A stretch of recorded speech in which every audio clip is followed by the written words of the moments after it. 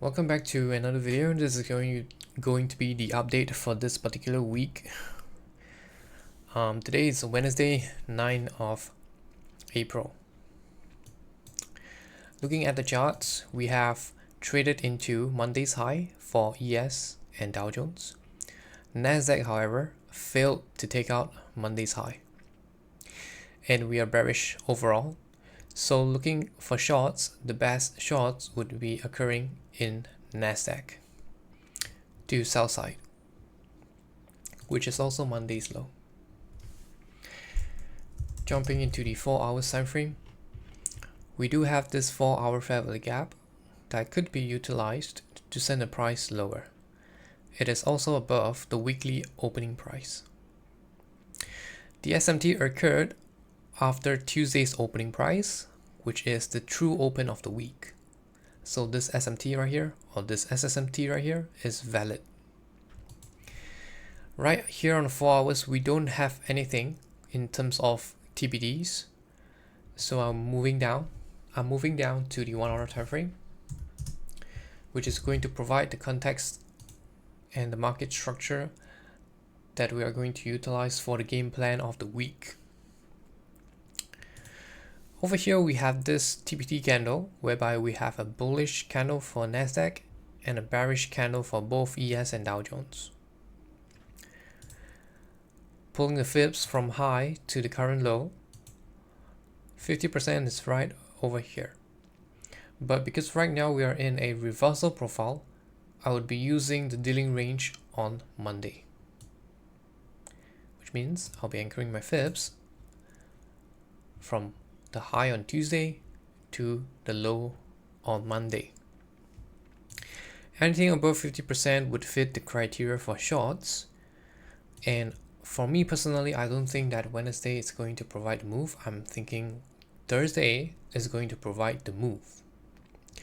Even though we have FOMC meeting minutes in the PM session, I still don't think that we are going to provide the large move for the week on Wednesday. I may be wrong, but that's how I think.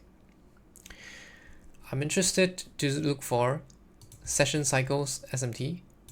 Once we trade above the weekly open, I would like to have a position or open a position above the weekly open to look for prices towards the downside. Best case scenario, this gap or this fair value gap right here remains unfilled, and we respect this TBD candle on the 1 hour time frame. So best case scenario, we only trade up into this 1 hour fair value gap right here, taking out whatever high on Wednesday forms on Thursday to form some sort of SMT if possible on the daily cycle again, or I think the best case scenario would be on the session cycles. If not, it's going to be on a 90-minute cycle. And then I will be looking for shorts down into sell side to conclude my week. Alright, so my eyes will be on this fair value gap for ES, Nasdaq, and Dow Jones. On the left, we do have a fair value gap that was utilized before to send it higher. So this is something that I'll be looking at as well. And the new week opening gap falls in line as well. So if we form any SMT within the new week opening gap, it would be completely valid for shorts. Okay, but of course, because I think that eventually prices always provides discounted premium, I would think that we can wick into equilibrium at least before forming the SMT or while forming the SMT.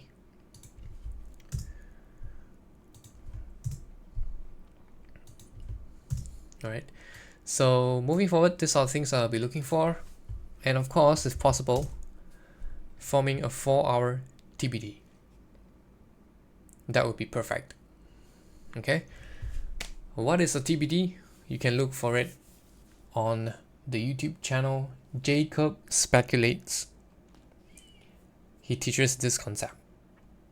And I guess this is the key to shorting SMT right as it is forming. With that said, thanks for watching. I probably won't be streaming today because it's FOMC meeting minutes, and I don't think anything significant is going to happen today.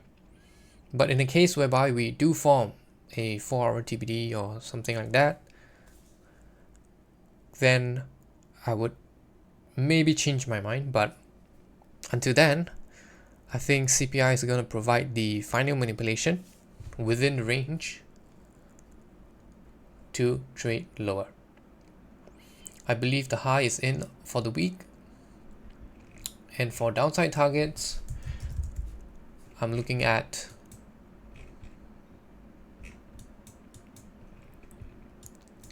this fair value gap for ES. Right now we are currently trading here. Monday's low is right around here. So for downside targets, before any form of support comes in, I'm looking at price to trade into this level right here. For Nasdaq, it would be this level right here. That would be around Monday's low. Oh, if that's the case, then I think Nasdaq can blow through this low here. I didn't know that Nasdaq was that low. Let me just double confirm it. Yep. So we shall see, because eventually we're looking at this low to be taken out. Okay. Dow Jones Monday's low is right around here. So for me, the low of the week should be formed around this level right here, unless something crazy happens for this particular week. And with that said, thanks for watching. Good luck trading for the rest of the week.